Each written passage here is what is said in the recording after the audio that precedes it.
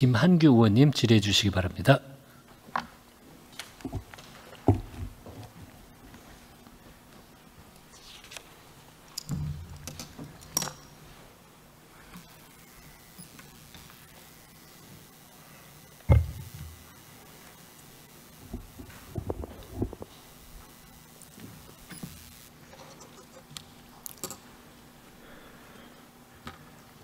네, 김한규입니다. 저는 기재부 장관 직무대행인 이영일 1차관님께 질의드리겠습니다. 네. 지난 정부 기간 동안 경제가 완전히 파탄이 났는데요. 이를 극명하게 보여주는 게 국세 수입이라고 저는 생각합니다. 먼저 소득세입니다. 문재인 정부에서 75조 원으로 시작됐는데 2022년에는 128조 원으로 늘려놨습니다. 그런데 윤석열 정부 첫 해 115조, 작년에는 117조 원으로 줄어들었는데요. 차관님께서는 이러한 소득세 수입 감소의 원인을 무엇으로 판단하고 계십니까? 기본적으로 경기 둔화로 인해서 이제 임금 관련된 게 있을 것 같고요. 고용의 영향도 좀 받은 것 같습니다. 네.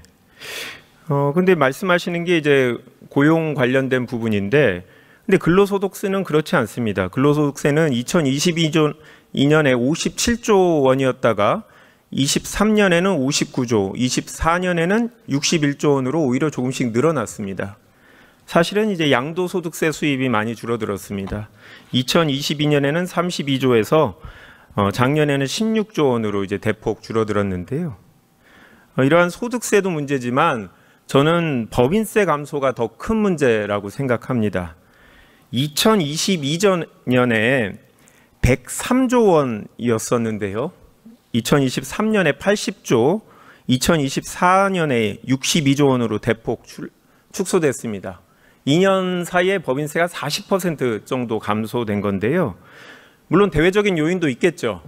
그렇지만 저는 법인세율 인하가 상당한 영향을 미쳤다라고 생각합니다.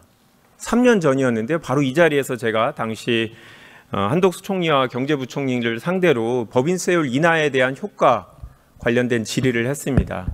제가 이 법인세율 인하로 인해서 투자가 확대된다라는 전망은 미실현어음이라고 볼 수 있고, 반면에 세수 감소는 이건 현찰이다 이렇게 말씀드렸는데 두 분은 아니다.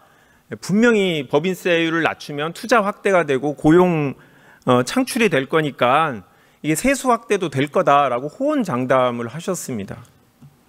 그런데 아시는 바와 같이 법인세율 인하로 인해서 기업들의 사내 유보금만 늘었다는 분석이 많습니다. 결국 2년 사이에 법인세는 1년 기준으로 40조가 줄어들었습니다. 그리고 기대했던 효과도 얻지 못했는데요. 명백한 정책 실패라고 생각합니다.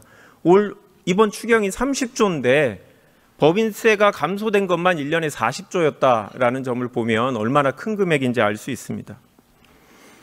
차관님께서 혹시 법인세율 인하에 따라서 기업들의 투자, 고용 확대 얼마나 효과적이었는지 이런 분석한 자료가 기재부 내에 있습니까? 제가 아직 이번에 그 관련돼서는 보지는 못했습니다. 네, 지금이라도 한번 분석을 해보시는 게 향후 법인세율을 어떻게 정할지, 추가적으로 감소를 하거나 아니면 늘릴 필요가 있는지 판단하는 데 있어서 구체적인 자료이기 때문에 꼭 필요하다라고 생각합니다. 현재 경제 상황은 뭐 누구나 다 인정하듯이 더할 나위 없이 안 좋은 상황입니다.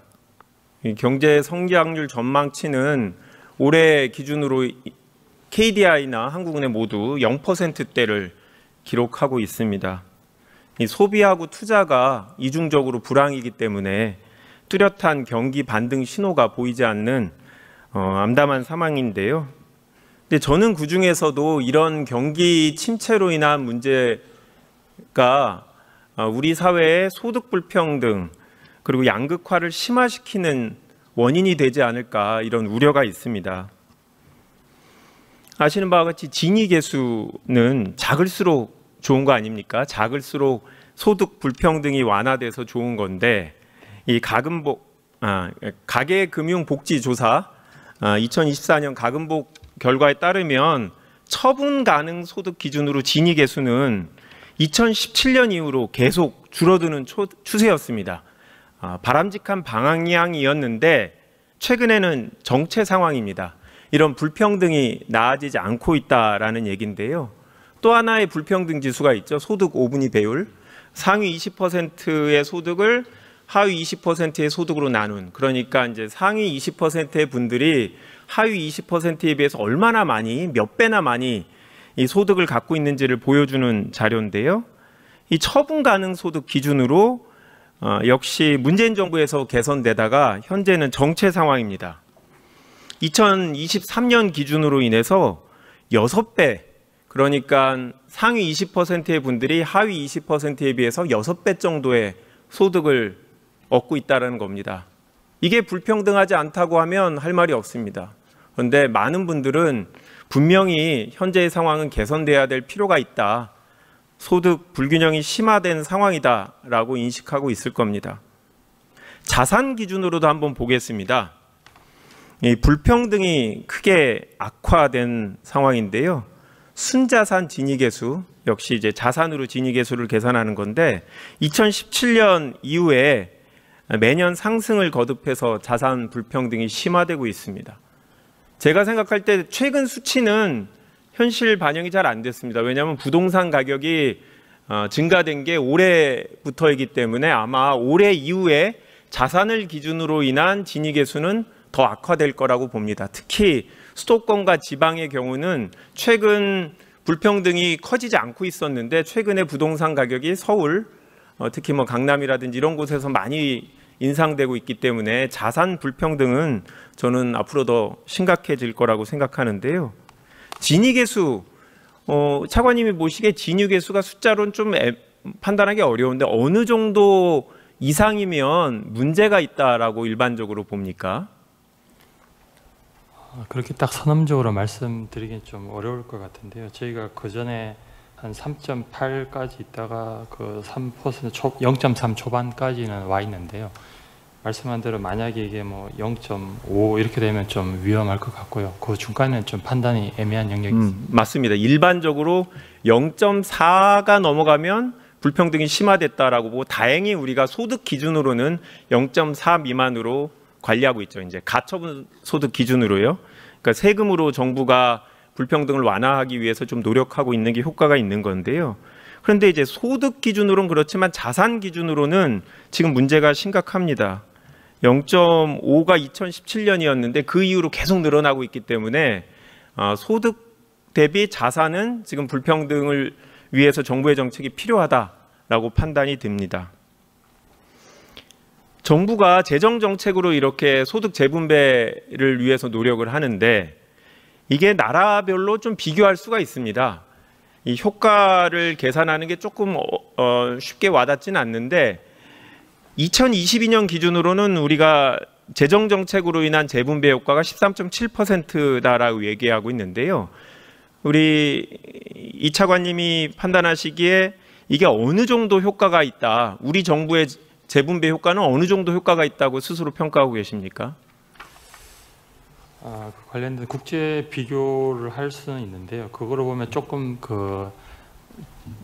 다른 나라의 경우에는 이제 사전적으로 많이 이제 격차가 생긴 상태에서 좀 과감하게 줄여주고 있고, 저희는 사전적으로는 좀 모여 있는데 이제 거기서 격차 좀 약해지고, 그 재정 정책을 좀 약해지고 있는 그런 상황으로 이해하고 있습니다. 네. 2022년 기준으로 OECD 38개 나라 중에서 우리나라는 34위입니다. 그러니까 재정이 재분배하는데 얼마나 역할을 하고 기여하고 있느냐라는 기준으로 보면 우리나라보다 못한 나라는 코스타리카, 콜롬비아, 칠레, 멕시코 4개 나라밖에 없습니다. 정부의 역할이 좀 더 필요하지 않나라는 생각인데요.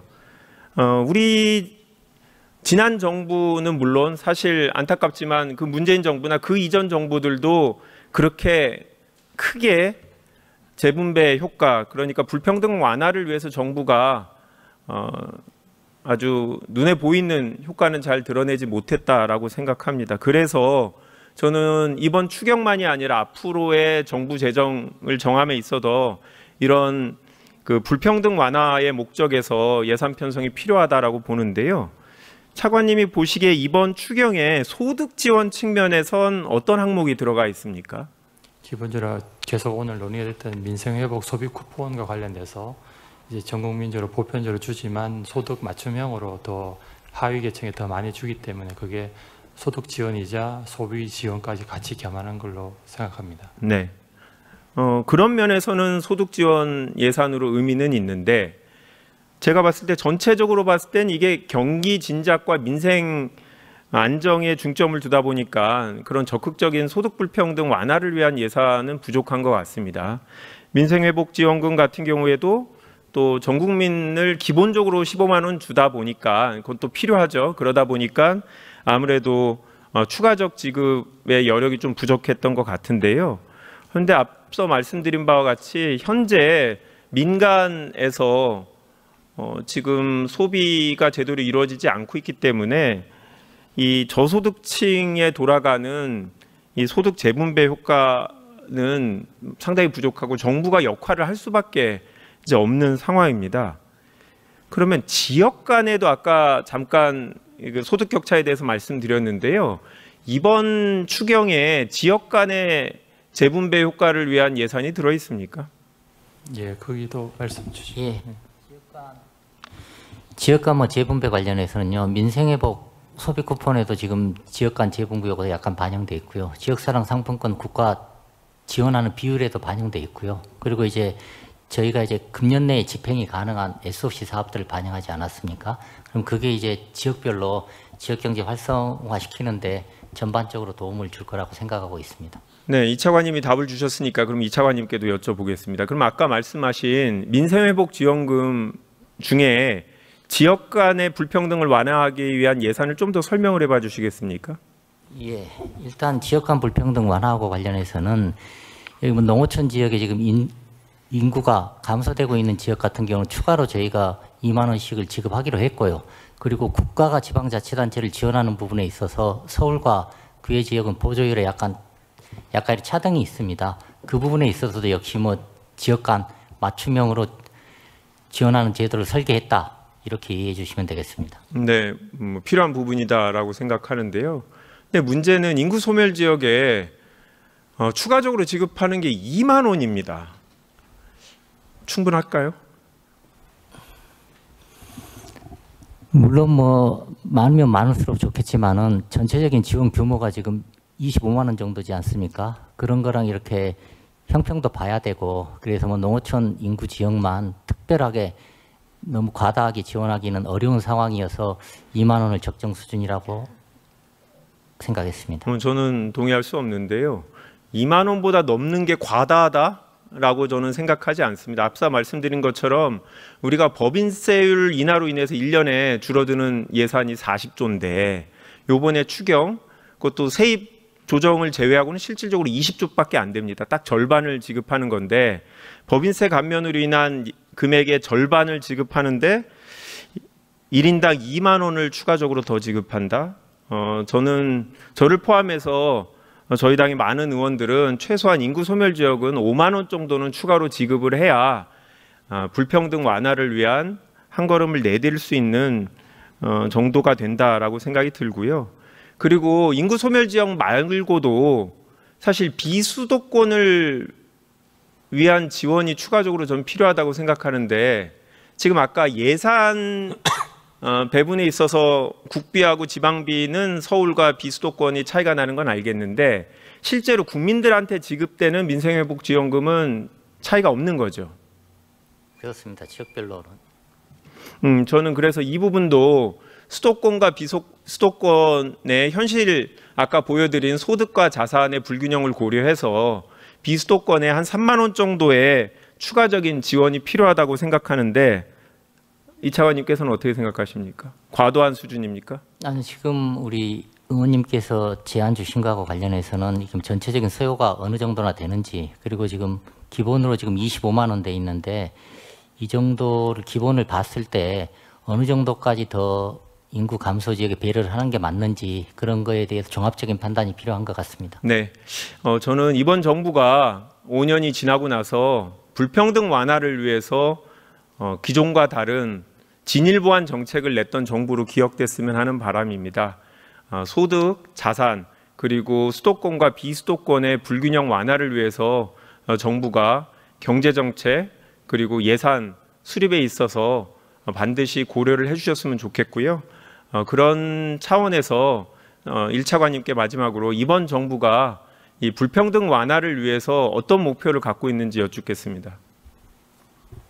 예, 성장의 기회와 과실이 모든 국민들이 참여해서 나눌 수 있는, 그래서 국민 행복과 국가 발전에 선순환하는 구조가 되도록 경제적 방향을 계속 수립해 나가겠습니다.